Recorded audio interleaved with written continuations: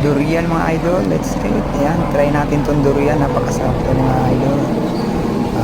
Creamy daw to. Ito yung prutas na sinasabi nilang mabaho pero masarap. Marami tong fiber, tsaka yung vitamin C at vitamin complex. Yan, mayroon siya dito guys. Kaya maganda sa benefits ng katawan to guys. Pampalakas ng ating katawan.